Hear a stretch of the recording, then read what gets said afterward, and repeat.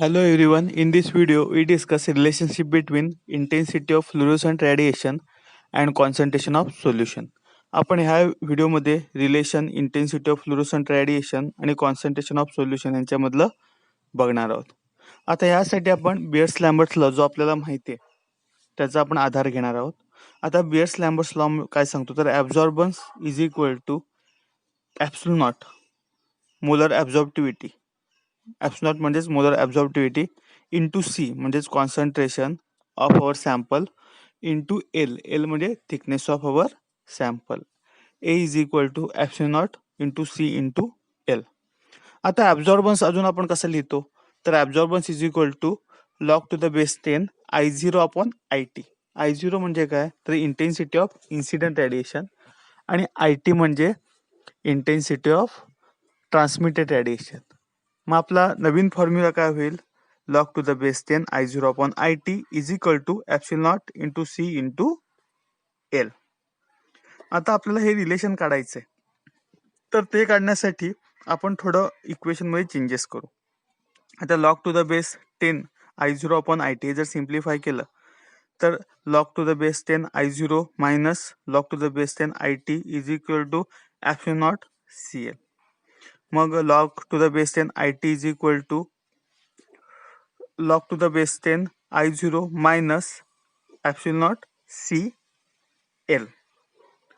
आता इथे आपण अजून ते सिम्प्लिफाय केलं त्याचा लॉग काढून टाकला तर आपला काय मिळेल IT is equal to I0 10 raise to minus epsilon naught CL. तुम्हाला स्क्रीनवर दिसतंय. आता हे मायनस ॲप्सिलॉन नॉट CL आहे त्याला आपण जरा ए कन्सिडर करू.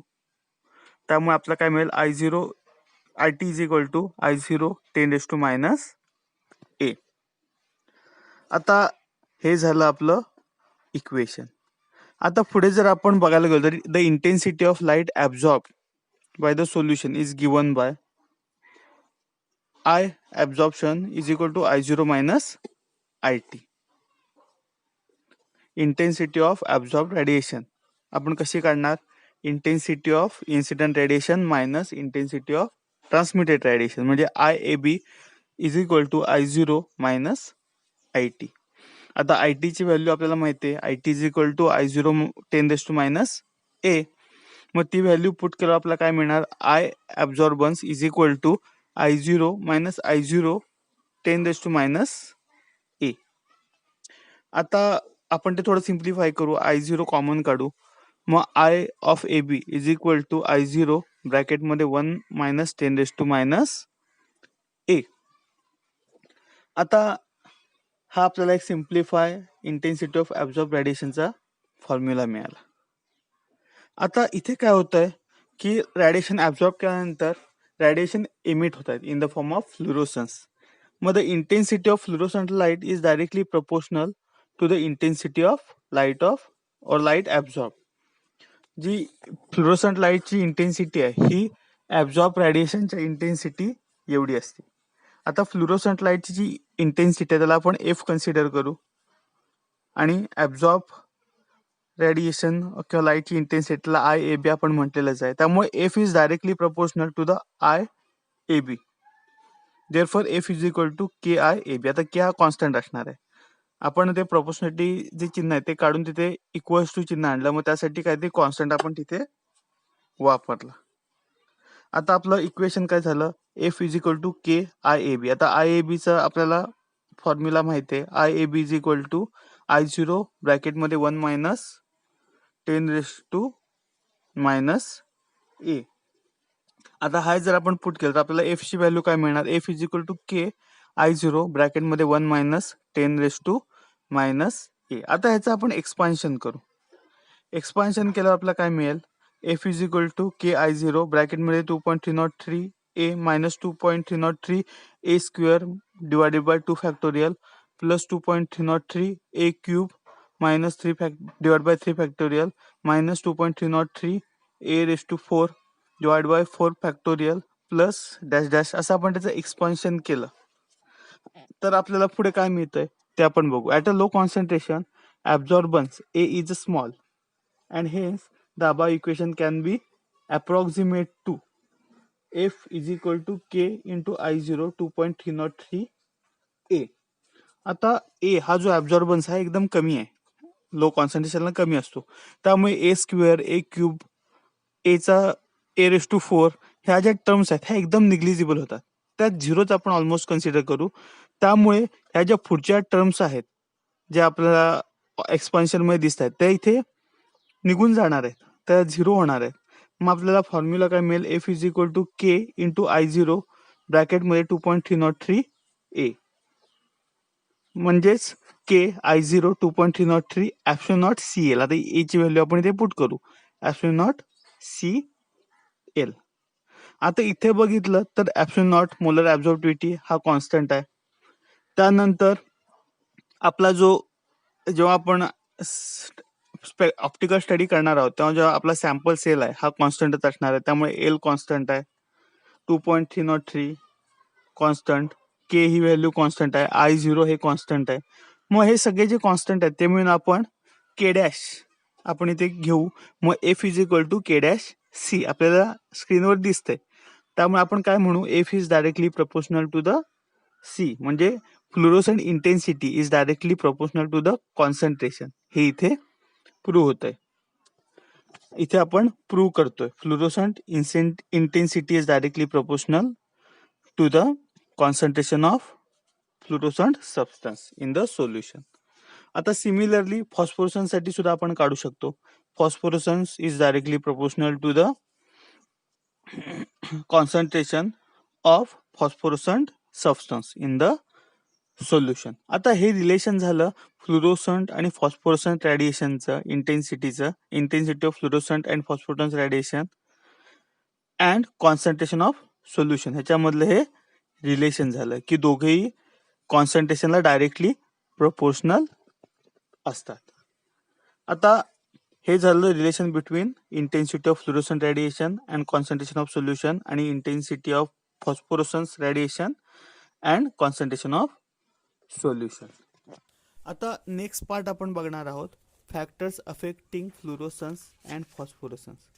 कोणकोणते फॅक्टर्स फ्लुरोसन्स आणि फॉस्फोरसन्स ह्यांना अफेक्ट करतात, हा पॉइंट आता आपण इथे डिस्कस करणार आहोत. Factors affecting fluorescence and phosphorescence radiation.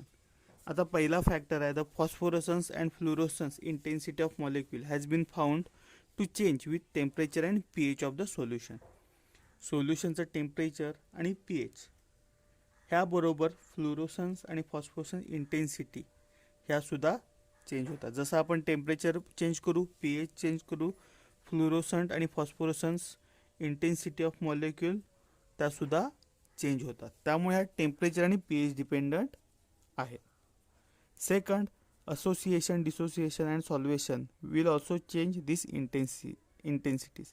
आता जर आपल्या मॉलिक्यूल जेव्हा आपण अनालाइज करत असतो आणि त्याच वेळी जर असोसिएशन, डिसोसिएशन किंवा सॉल्वेशन सारखे रिॲक्शन होत असतील आपल्या सॅम्पल सेलमध्ये, तर त्यासुद्धा फ्लुरोसन्स फॉस्फोरसन्स इंटेन्सिटीज आहेत त्या चेंज करतात. हा झाला दुसरा फॅक्टर, असोसिएशन, डिसोसिएशन आणि सॉल्वेशन सारख्या रिॲक्शन्स.